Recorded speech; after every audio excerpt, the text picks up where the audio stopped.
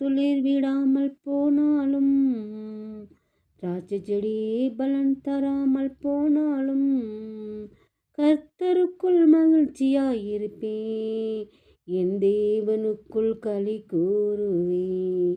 கர்த்தருக்குள் மகிழ்ச்சியாயிருப்பேன், என் தேவனுக்கு களி கூறுவேன்.